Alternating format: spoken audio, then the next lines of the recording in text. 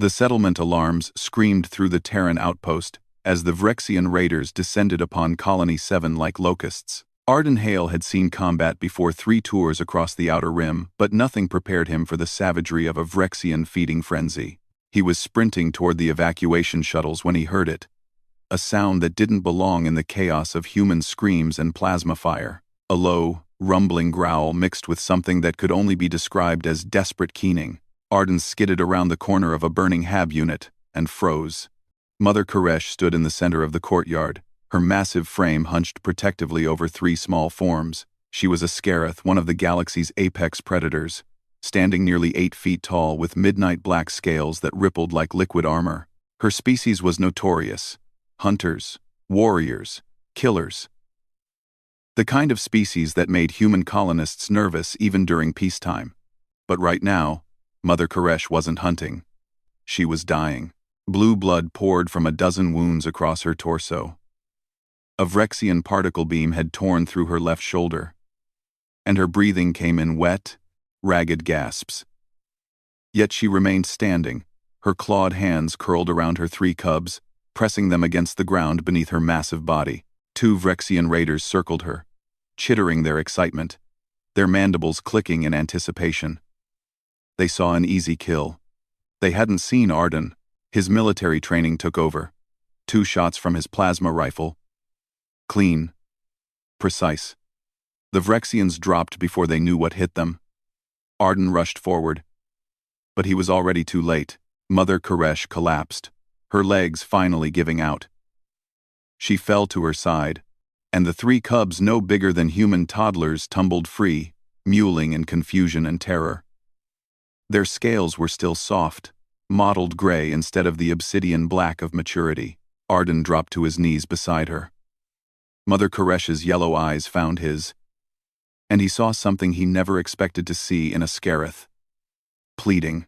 The cubs, she rasped in broken standard. Her translator implant flickered, barely functional. Promise. Human. Promise. Arden's throat tightened. He'd known Mother Koresh by reputation only. She was the sole Scarith living in the colony, a political exile from her homeworld who'd arrived 3 years ago. The colonists had kept their distance, fear running deeper than diplomacy. But she'd never caused trouble. She'd kept to herself, raised her young, worked the mining platforms without complaint. I don't know how to, Arden began. Promise. Her voice cracked with urgency. One massive hand shot out and grabbed his wrist with surprising strength. They are cubs. Just cubs. Please. The smallest one, barely the size of a house cat, crawled onto Mother Koresh's chest, pressing its snout against her neck. It made a sound like a broken purr. Arden looked at the 3 terrified younglings, then back at the dying mother. I promise, he said firmly. I'll raise them. I'll protect them like they're my own. Mother Koresh's grip loosened. Her eyes closed slowly, and something like peace settled across her scarred features. Thank you. Human. Thank you. Her final breath rattled out, and she was still. The evacuation sirens wailed louder. Arden had maybe 5 minutes before the shuttles lifted without him. He looked down at the 3 cubs, who were now staring at him with wide, frightened eyes. All right, he muttered, scooping them up with surprising ease. They were heavier than they looked, all muscle and scale even at this age. You're with me now. 6 months later, Arden's quarters on the refugee station looked nothing like military barracks. Claw marks scored the walls. His furniture had been rearranged into a nest-like structure, and the smell, well, raising 3 carnivorous predator cubs meant the smell was something you learned to live with. The smallest cub, whom Arden had named Pip, was currently attempting to climb his leg like a tree. The middle cub, Scout, was wrestling with a deactivated training drone in the corner. And the largest, whom Arden called Tank, was asleep in a sunbeam, his scales already beginning to darken toward black. Morning, monsters, Arden said, setting down 3 bowls of protein slurry mixed with calcium supplements. The station xenobiologist had helped him figure out Scarith dietary needs, though she'd looked at him like he was insane. Pip chirped and scrambled toward the food. Scout abandoned the drone immediately.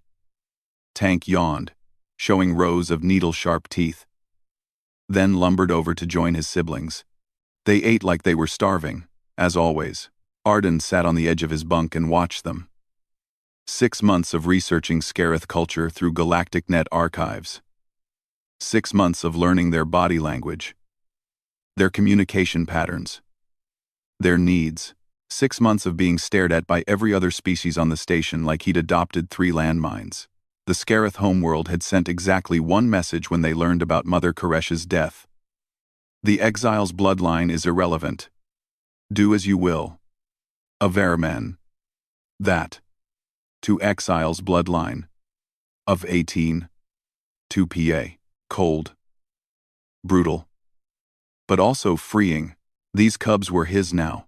Not because of biology, not because of species, but because he'd made a promise to a dying mother who had no one else.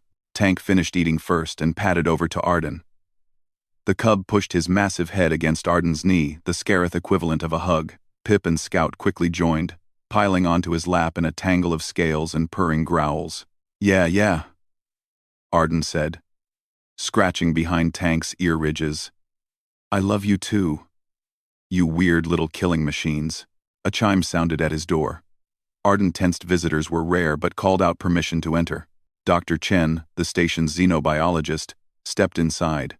She looked at the chaos of Arden's quarters, then at the 3 cubs draped across him, and shook her head with a smile. You know, she said, the Galactic Council is calling you the mad human of Station 7. Let them, Arden replied, gently moving Pip's tail out of his face. These 3 didn't choose to be orphans. Someone had to step up. Dr. Chen's expression softened. For what it's worth, Hale, what you're doing, it's extraordinary. Most species would have let them die or shipped them off to some xenozoo. But you, she paused, you're teaching the galaxy something important. What's that? That family isn't about biology. It's about the choice to love. After she left, Arden sat quietly with his 3 cubs. Scout had fallen asleep. Pip was chewing on his bootlace. Tank was watching him with those intelligent yellow eyes.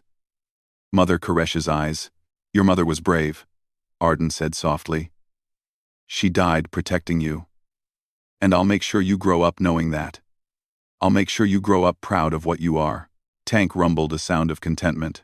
Outside the viewport, stars stretched endlessly across the black. Somewhere out there, humanity was still struggling to find its place in a galaxy full of older, stronger, stranger species.